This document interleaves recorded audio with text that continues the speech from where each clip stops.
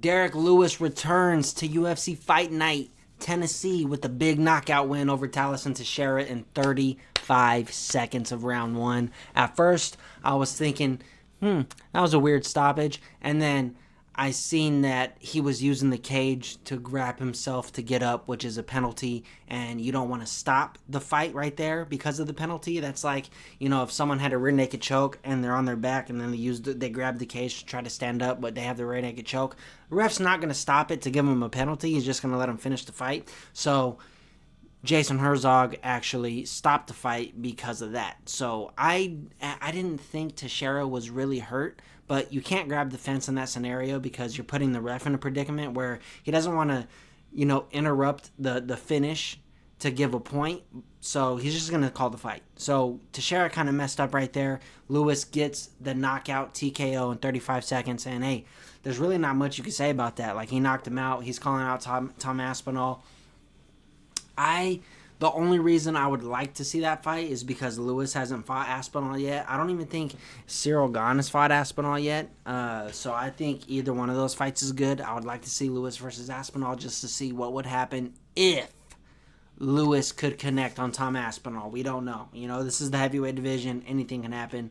But yeah, Lewis looked good. Went out there, got hit right in the eye with Teixeira's thumb when he threw like a jab, hit him right in the eye, so it kind of blinded him for a second. So he kind of just threw some haymakers, some literally blind haymakers, and a big left hook landed, dropped Teixeira, swarmed him, and that was pretty much the rest of the fight. So that was, there's not really much to say about that. I called that. I thought Derek Lewis was going to get the knockout anyway. I think that, it was going to lead that up to that point anyway. Teixeira's 8-0. This is his second fight in the UFC, and it's a main event. There's a lot going behind that. And, he did get hurt really bad really early. So I don't know if the fight would have changed or whatnot, but, hey, he ended up getting knocked out. In the co-main event, Stephen Thompson loses by split decision to Gabriel Bonfim, and I got to tell y'all, that was a complete robbery. I thought Thompson won 2 and 3. He looked good in round 2, rocked him really big at the end of the round with a big head kick. Round 3 goes out there. He's pretty much throwing most of the strikes, landing most of the strikes. Bonfim is hugging and leaning on the fence to save his life literally for the last minute and a half. He's just leaning him against the cage, doing nothing, no offense, right? So he's not, he took him down for half a second. Thompson's right back up, fighting his underhooks, getting off the cage, getting back on the cage. So it's almost like you could give Thompson the defense points, but they don't. They just give the points to Gabriel Bonfim from leaning on him. Hey, I had a feeling Thompson was going to win by decision. I thought he won by decision. He didn't. It is what it is. But I think he got robbed. I think he was looking pretty decent in rounds 2 and 3. I don't really... It seems like Stephen Thompson's striking is taking a step back just a little bit with his blitz strikes. He's not as jabby as he used to be, not as poppy, not as, pull return as he used to be. His kicks just weren't really there tonight, besides that, one big head kick. I don't like his blitz punches. It just reminds me of like Juliana Pena. They're just stupid. You just run into bullshit. I think, MMA has moved on from that karate style run forward blitz, right? And but yeah, anyway, I think Thompson got robbed. I think Gabriel Bonfim, was holding on for his life in the last minute and a half of the fight, and that's 1 minute of a 5-minute fight. And he does that and he wins. That secures him the title, or the win. And Thompson pretty much beat him up. Not really beat him up, but he controlled the whole round on the feet up until the last minute of the third round, and they give it to Bonfim. So I'm thinking Stephen Thompson got robbed. He didn't really look that, neither of the guys looked that great, but, Stephen is really tricky to strike with. Gabriel looked good in round 1. I'll give him that, but rounds 2 and 3, he just did not want to strike with, he didn't want to strike with Thompson. He was falling behind. Steve Garcia versus Calvin Kattar. I think Calvin Kattar needs to retire before it's too late, before he goes on an insane run of just getting knocked out. He's already on, a 5-fight losing streak after that, so it's like, dude, I think it's time to hang it up, man. You're losing to guys that aren't even ranked now, and, like, you had nothing for him. You hit him with one good right hand in round 2, and that was it. Like, you had nothing for him. You were just out of range the entire fight. You didn't set up a jab. You didn't jab to the body. You just, every time you threw, you were just nowhere near your target. You didn't do any distance management with the jab, low kicks, nothing. Like, you threw a low kick every now and then, if I remember correctly. But Steven Garcia, man, the pace he put on Calvin looked really good. He hurt Calvin really bad in the third round. Didn't get the finish, but he's on a roll. He's on a 7-fight win streak, 6-fight win streak, something crazy like that, with like 5-6 knockouts. So he's looking good. I want to see him fight, somebody that is coming off of a win, somebody else that's a really good contender. I'd like to see him fight someone really good next, because I do think he's good. I think he's a little too unorthodox, not in a good way, like in a bad way. I think he's a little sloppy on the feet, just a little bit. He's not the most technical, but the pace is there. So the pace is really hard to deal with when you're fighting someone that's not super orthodox, not super clean, but really, really active the entire time, doesn't let you breathe. He mixes his targets up. And yeah, Steve Garcia is good. I really liked it. He had a really good performance tonight against someone who's been in the game for a while. But I think Calvin Kattar just needs to hang him up, man. It's just, I think it's time.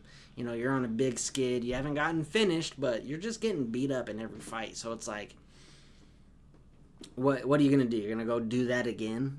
Like, I don't know, man. It's just, I hate to say it and I hate to see it because I love Calvin, but we gotta do something, man. Like, we gotta fight someone who's having their first fight in the UFC, or like another vet, like old vet in the 45-pound division. But yeah, Morgan Charrier defeats Nate Landwehr by KO. I called that round 3. He looked not great in the second round. First round, he looked okay.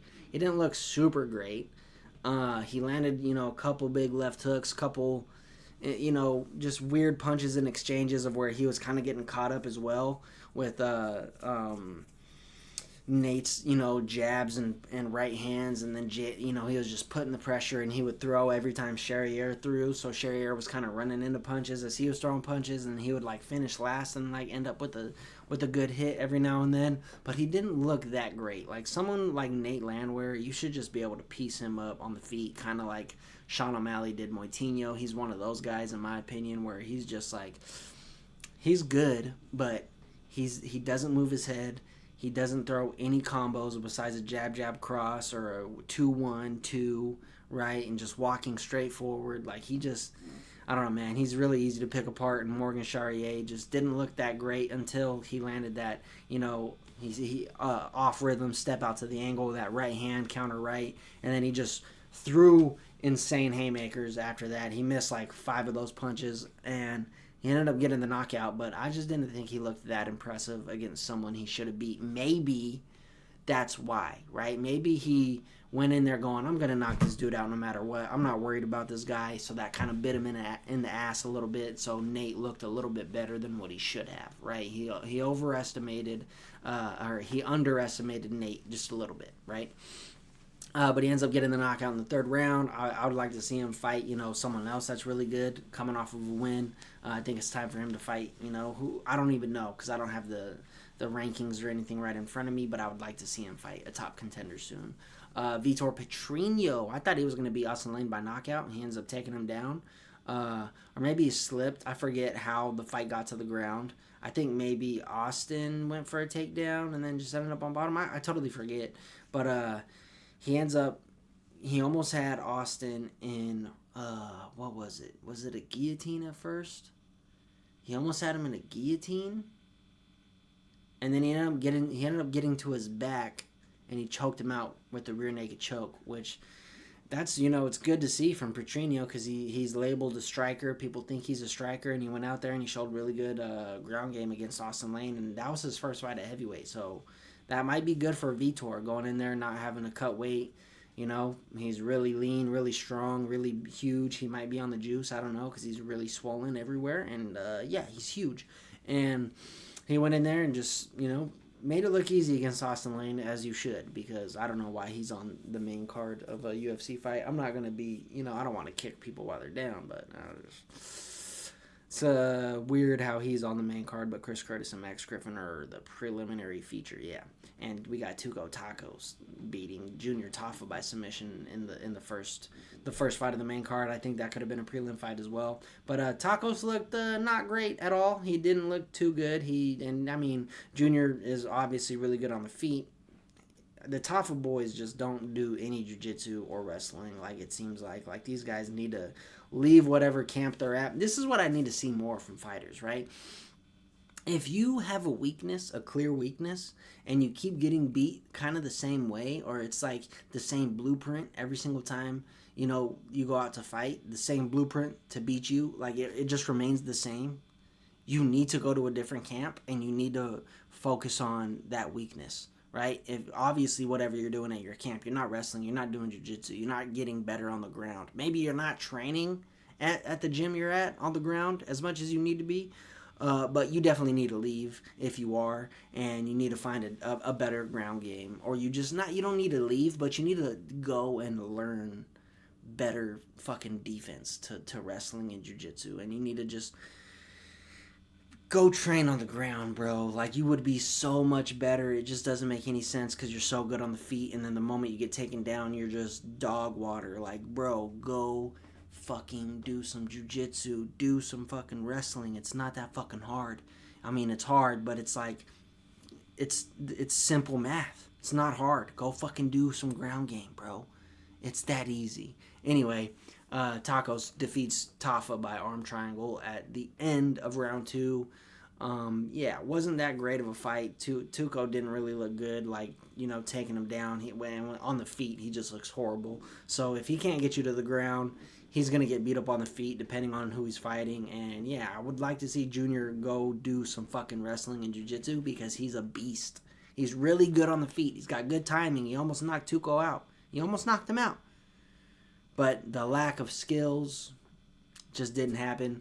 And and then Chris Curtis defeats Max Griffin by split decision like I thought he would. I thought he'd get a decision victory, used his boxing, used his movement, used his pressure. I didn't even realize that this was at 170. I didn't even take that into consideration. But Chris, he looked pretty decent. He didn't look the greatest. He didn't look like, Chris of old, but he looked good. He didn't look super bad. Slow round 1. I gave Max Griffin round 1. But then Chris started finding his range, and then Max just didn't look like he wanted to engage at all in round 2 or round 3. He was just backing up. And then Jake Matthews defeats Chidi Njokuani by submission at 109 of round 1. So he, right at the end of round 1, right at the beginning of round 1. So like I said, he got him.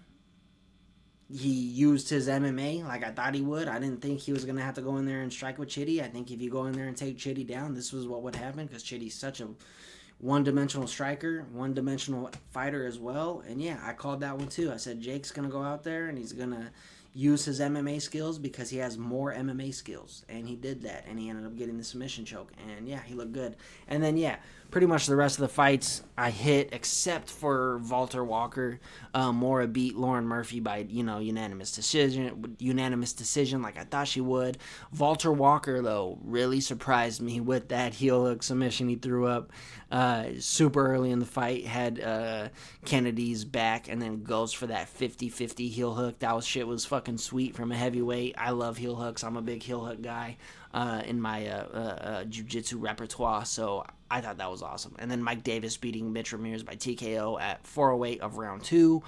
I thought Mike Davis was going to win, just pure, this is Mitch Ramirez's second fight. Mike Davis has fought in the fucking UFC like fucking 5 times already. So I thought that was going to, be a big factor going into that fight. And then same thing, Fatima Klein. I didn't really know her, but she was a big favorite. So she ended up winning by head kick at 203 of round 3. So yeah, fun night of fights. It was not a bad night.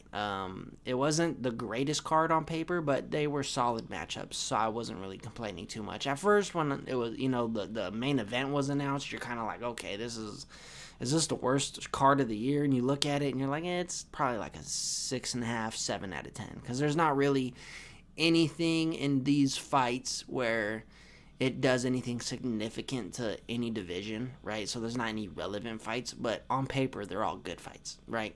So maybe like Steve Garcia and Morgan Charrier move up the rankings a little bit in their divisions, but at the same time, it's like there's not really anybody in either of those divisions, and I think they're both featherweights, if I'm not mistaken. I think Morgan and Steve are both featherweights. Make them fight each other. Why not? I mean, Steve's probably ranked now, so Morgan probably needs a couple before he gets ranked. But I'm pretty sure they're featherweights, right? Nate Landwehr is a featherweight because he's in the same division as Billy Q. Billy Q, I believe, is a featherweight.